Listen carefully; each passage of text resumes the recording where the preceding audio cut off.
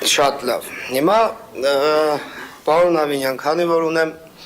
երկու հարց տալու իրավունք ու եթե հարցերը իրար հետ փոխկապակցված են, ապա մի հատ հիմա կտանք մեկն էլ հաջորդիվ։ Ուրեմն տեսեք, լրագրողներից մեկի հետ հարցազրույցի ընթացքում կարելի է այդպես ասել, ասեցիք ինձ մի հատ փոս ցույց տվեք, որ 2024 թվին արվել է ու էլի փոս է մնացել։ Ու նենց շատ զարմացած էիք, որ տենց բան հնարավոր չի որ լինի։ Ես գնացի, նկարեցի, ենթադրում եմ դուք կամ համապատասխան վարչությունը տեսավ, ու հիմա նույն տեղը անում են էլի ասֆալտ։ Այսինքն դա ինչ է նշանակում, անցած տարի դա 3 անգամ նույն տեղը ասֆալտ են արել, այս տարի գնացել նորից նույն տեղը էլի ասֆալտ են անում։ Ինչ է ստացվում, սա եթե ռեսուրսի անիմաստ վատնում չի, էլի, կամ վատ աշխատանք կատարել չի, կամ վատ հսկողություն չի, կամ են հսկողության հարցը, որ անընդհատ բարձրացնում եմ, դրա արդյունքը չի, որտեվ հսկողության հարցը, եկեք մեկ ընդմիշտ պարզաբան ենք, էլի, որ նաև ՔՊ ավականիներն էլ տեղից չգոռան, որ դա օրենքով է կարգավորվում միայն օրենքի խնդիր է, չափորոշիչ փոխելով կարելի է այդ հարցը լուծել։ Ընդամենը չափորոշիչ փոխելով։ Դա օրենքի նախագիծ չի, դա ավականու նախագիծ չի։ Ընդամենը հրավերի մեջ բան է փոխվելու։ Հիմա պարոն Ավինյան, ինձ ասեք, որ դուք ոնց եք դա որակավորում, էլի, այսինքն 24 թվականի ասֆալտը եւ շարունակելով միանգամից որ էլի ձեզ ուղղված լինելու հարցը, եթե ելույթս լսել եք, ես ասում եի նախնական թույլտվության հետ կապված, որ Հանձնաժողովում բացասական եզրակացություն է ստանում, գալիս է ավականու նիստ, դուք ավականու նիստերի օրակարգից հանում եք, դա շմագ օրենքի 16-րդ կետով, կամ 6-րդ հոդվածի 16-րդ կետով կարծեմ,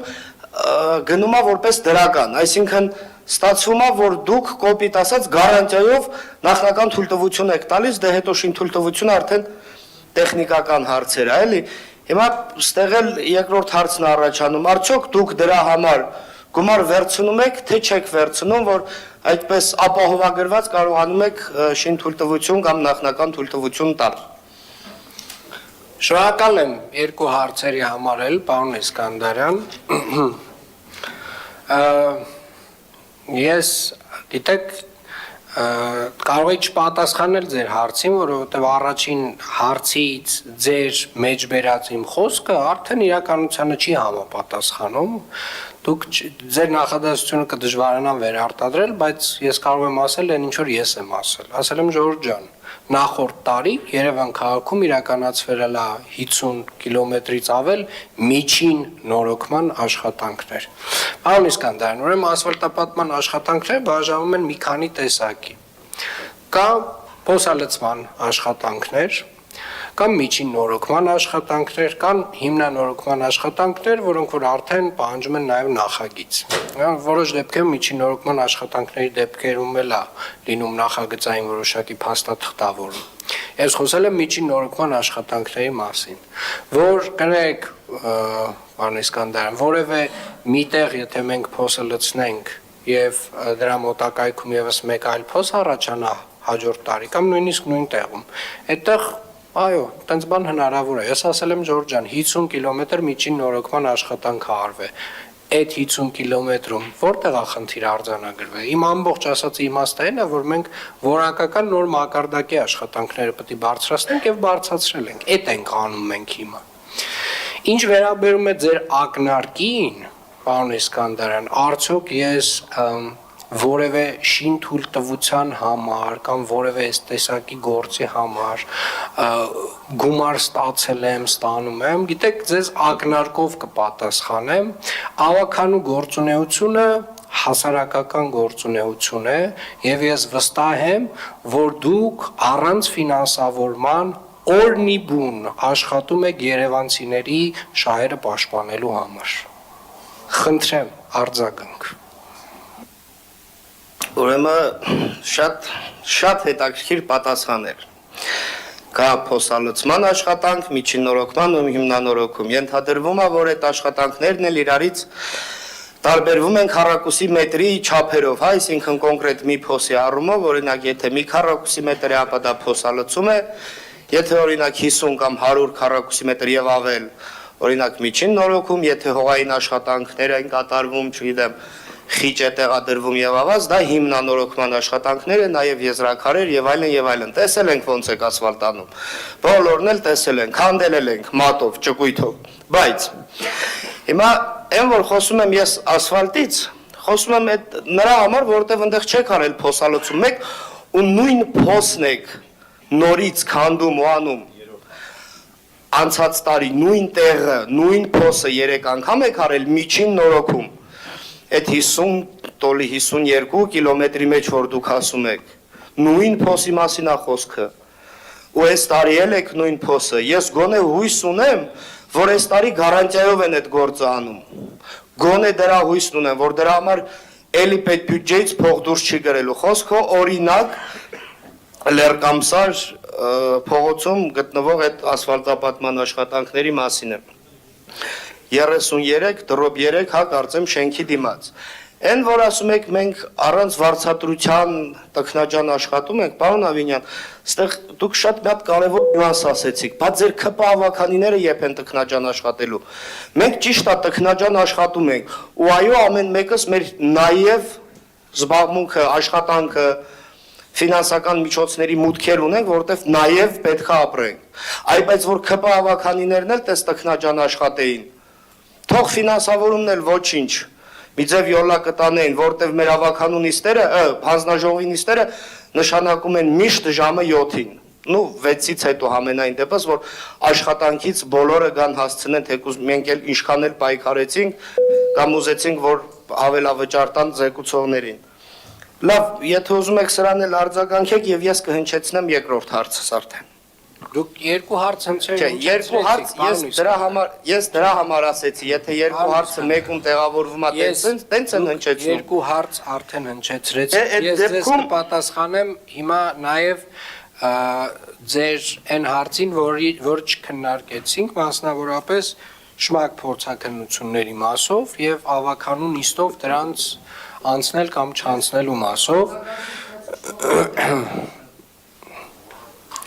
Պարոն Իսկանդարյան, ուրեմն ասեմ հետևյալը, նախկինում, երբ որ հանվում էր շմակ փորձաքննության նախագիծը նիստից, նախկինում հանվում էր դա որևէ կերպ չէր ազդում այդ շմակ լսումների արդյունքի վրա, այսինքն շմակ լսումների արդյունքով եթե եղել էր դրական եզրակացություն, մենք եթե բացասական եզրակացությամբ ընդունեինք նիստով կամ եթե հանեինք նիստից, միևնույն է շմակ փորձաքննության դրական լսումներով ինքը այդ նույն տրամաբանությամբ գնալու էր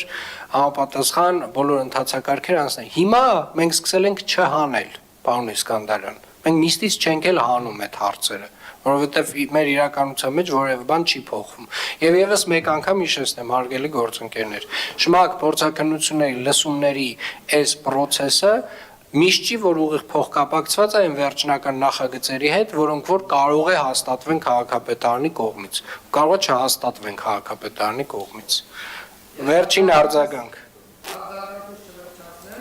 Վերջացրեք, վերջին արձագանք։ Լավ, վերջին արձագանքով ուրեմն այդպես կասեմ, տեսեք, դե պարոն Ավինյան, եթե ես ձեր պատասխանից թեկուզ խճճված էր շատ ակնարկներով եք պատասխանում, ուղիղ չեք ասում փող վերցնում եք թե չէ, բայց եթե ենթադրենք, որ դուք դրա համար գումար չեք վերցնում, ես ավականու օրակարգերի նախագիծ եմ ներկայացրել, որը որ ենթադրում է այդ ռիսկից խուսափել, այսինքն այն 16-րդ կետով որ գրած է, որ պետքա լինի որոշումը չլինելու դեպքում, այսինքն նիստերի օրակարգից հանելու դեպքում դա գնում է որպես դրական։ Լոգիկան դրանում է, իմ ասացի, ես նախագիծ եմ ներկայացրել, կարծում եմ դուք էլ կարող եք կարդալ այդ նախագիծը,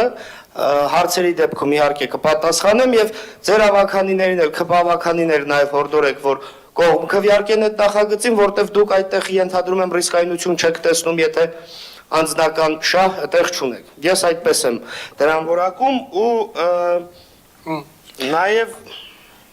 Տեսեք, մեկ էլ Լևոն Հովհաննիսյանը ու Տիկին Վարդանյանը շատ էին խոսում, որ գազելի տերերները գերշահույթներ էին ստանում։ Ես անցած նիստին կամ նախ անցած նիստին դրա հետ կապված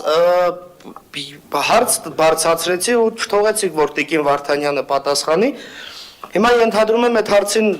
թեկուզ թող Լևոն Հովհաննիսյանը կարա պատասխանի, որովհետև ինքն էլ է գազելի մասին շատ խոսում հանձնաժողովի նիստի ժամանակ։ Այսքանով ես Շնորհակալ պարոն Իսկանդարյան, գիտեք կոռուպցիայի վերաբերյալ դասեր, կարծում եմ կարող եք վերցնել ձեր քաղաքական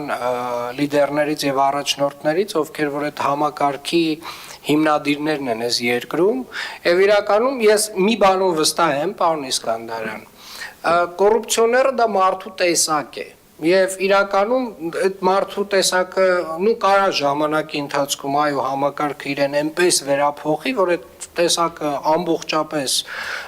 ձևախեղվի եւ մարդը դառնա կոռուպցիոներ, բայց եթե կոռուպցիայի վերաբերյալ ձեզ որևէ բան հետաքրքրում է, ես ձեզ վստահեցնում եմ, ձեր քաղաքական շրջապատում դուք դրա վերաբերյալ մանրամասն տեղեկացումը կարող եք ստանալ։ Չմոռանաք հավանել տեսանյութը եւ բաժանորդագրվել Civic AM-ի YouTube-յան էջին։